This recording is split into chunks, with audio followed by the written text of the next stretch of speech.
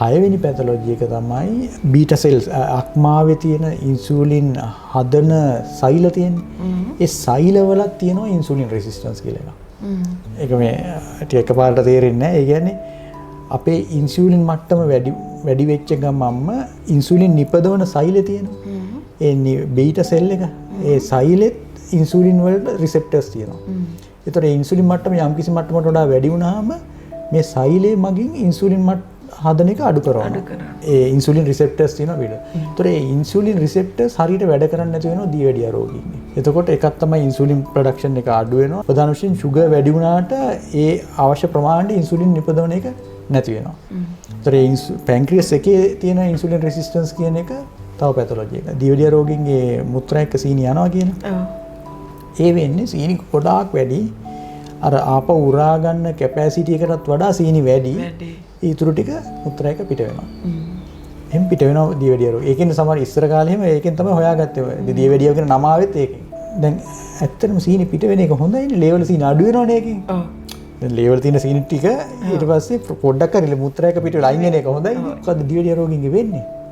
ටික දවසක් යද්දි මේකට එහෙම උරා ගන්න පොඩි ට්‍රාන්ස්පෝර්ටර් ප්‍රෝටීන් එකක් තියෙනවා. ඒකට කියනවා SGLT2 කියලා. ඒ බටේ ඇතුළේ තියෙන පොඩි channel එකක් කියලා. ඒ channels ටිකින් තමයි ආපහු උරාගන්නේ. ඒ channels ටික වැඩි කරගන්නවා කිඩ්නි එකෙන්. එතකොට වෙන්නේ දැන් දියවැඩියා රෝගයේ sugar වැඩි ඒ ටික ඔක්කොම කොහමද ආපහු උරා ගන්න හදනවා. එතකොට මුත්‍රා එක යන්නේ නැහැ. මුත්‍රා එක යන්නේ ඒ ටික ආපහු ඇඟටම එනවා. සීනි ටික ඇඟටම එනවා. එතකොට ඒ කියන්නේ මේ අර ගංගෙන් ගහින් වැටෙන මිනිහට ගොන යනවා වගේ වැඩක් වෙන්නේ දියවැඩියා රෝගියාට. හැම දියවැඩියා රෝගීන්ගේ මේ පැතොලොජි එක තියෙනවා. ඒ කියන්නේ SGLT2 ට්‍රාන්ස්පෝර්ට් ප්‍රෝටීන් ටික වැඩි වෙනවා. වැඩි වෙලා ආපහු ඇඟට උරා ගන්න බලනවා. ඉතින් ඒකටම ඩ්‍රග් එකක් හදලා තියෙනවා මම ඒක කියලා දෙන්නම්. දැම්ම කිව්වොත් සමහරට මතක් වෙයි.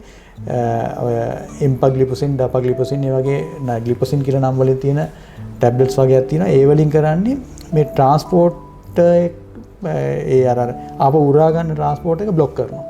બ્લોක් කරාම මේ සීනි ටික මුත්‍රා එක්ක යනවා. වකුගඩු වල තියෙන ප්‍රශ්නේ. ඒකත් මම හොඳට පැහැදිලි කරන්න නැත්තම් පුළුවන් තරම් සරලව මම පැහැදිලි කරන්න හදන්නේ.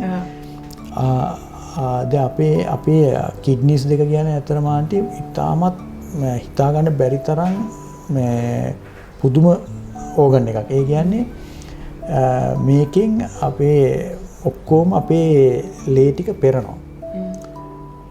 අපේ බරෙන් ඇතන අපේ ඇගේ බරෙන් 2%යි අපේ වකුගඩු දෙකේ බර. නමුත් අපේ ලේ සප්ලයි එක තියෙන අපේ හાર્ට් එකෙන් දෙන ලේ වලින් 25%ක් යන්නේ වකුගඩු දෙකට. 2%යි බර. නමුත් 25% වකුගඩු දෙකට යනවා. ඒ කිට්ටුවට හරියන්නේ අපේ බ්‍රේන් එකට විතරයි ලේ යන්නේ. ඒ තරම් ලේ ප්‍රමාණයක් යනවා. යන්නේ මේ අපේ රුධිරය ෆිල්ටර් කරන්න, පෙරන්න. නමුත් දැන් ගොඩක් කට්ටිය හිතනවා මේ වකුගඩු දෙකට ඔක්කොම විසද්‍රව්‍ය ටික පෙරන්න පුළුවන් කියලා. එහෙම දෙයක් නෙමෙයි වෙන්නේ. වකුගඩු වල ප්‍රධාන වශයෙන් වෙන්නේ ඉස්සෙල්ලා ලේවල තියෙන ඔක්කොම ටික පෙරලා අයින් කරනවා. පෙරනවා. කරලා නිකන් ටියුබ් හිතන දිග ටියුබ් එකක් කියලා. ඒ වගේ ටියුබ් මිලියන ගාණක් තියෙන වකුගඩු ඇතුලේ. ඒ ටියුබ් එකේ මුල හරියට ඔක්කොම පෙරලා එළියට දානවා. ඊට පස්සේ අගදී අපිට ඕන ඒවා ටික විතරක් අරගෙන ආපහු ලේවලට දානවා. එහෙම වෙලා තියන්නේ අය. අපිට මේ මෙඩිකල් ෆැකල්ටි කාලේ කියලා දීපු මේක මෙකැනිසම් එකක්. ඒ කියන්නේ අපි දන්නේ අපි දැන් ඉස්සරහට මොන වස වර්ග එකතු වෙයිද කියලා. ඒක දැන් අපේ කිඩ්නිස් හැදිලා තියෙන අවුරුදු ලක්ෂ ගානකට කලින් ඉඳලානේ ආපු විදියනේ. ඒතකොට ඒකොල්ලෝ දන්නේ ඒ කිඩ්නිස් දන්නේ නැහැ මේ මෙච්චර විස වර්ගකයි කොයි කියලා ලොකු නා. හරි නැත්තම් එක විස වර්ග ගොඩාක්යි කියලා දන්නේ නැහැ මේ අවුරුදු ගානක් ගිහිල්ලා ලක්ෂ ගානකට පස්සේ.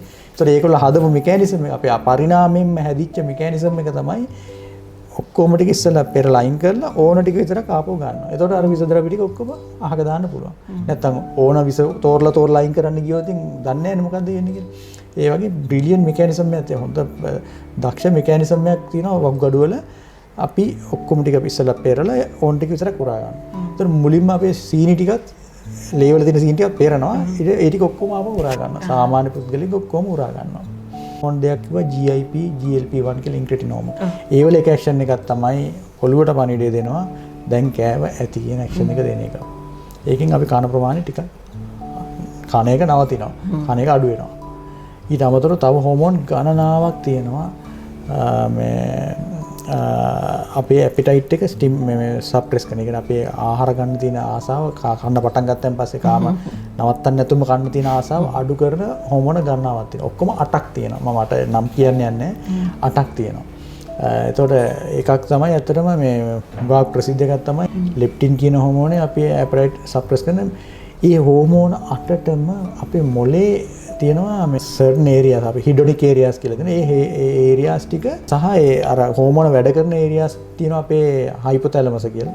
ඒව ඔක්කොම අර හෝමෝන වලට resistant වෙනවා. අහන්න නැතුව යනවා. ඒකට කන්න පටන් ගත්ත එක්කන කන්න නවත්තන්න හරි අමාරුයි අර හෝමෝන අහන්නේ නැහැ. ඉතින් ඒකට ඒගොල්ලන්ගේ මේ පෙරේතකම නෙමෙයි මේ ප්‍රශ්නේ. මේ ඇත්තටම මේ අපි හිතනවා දැන් මේ සමහර කට්ටිය කන්න ගත්තම නවත්තන්න කනෝනේ ගොඩාක්. ඔව් ගොඩාක් කනවා. දැන් දියවැඩිය රෝගීන්ගේ අර මොලේ ඒ වෙනස්කම් වෙලා කියලා හොයාගෙන තියෙනවා. ඒගොල්ලන්ට වැඩිපුර කන්න පුළුවන්. වැඩිපුර කන්න පුළුවන්. කන එක නවත්තන්නත් බැරි ප්‍රශ්නේ එනවා. ඒකට කන්න පටන් ගත්ත එක්කන කන්න නවත්තන්න හරි අමාරුයි අර හෝමෝන අහන්නේ නැහැ. ඉතින් ඒකට ඒගොල්ලන්ගේ මේ පෙරේතකම නෙමෙයි මේ ප්‍රශ්නේ. මේ ඇත්තටම මේ අපි හිතනවා දැන් මේ සමහර කට්ටිය කන්න ගත්තම නවත්තන්න කනෝනේ ගොඩාක්. ඔව් ගොඩාක් කනවා.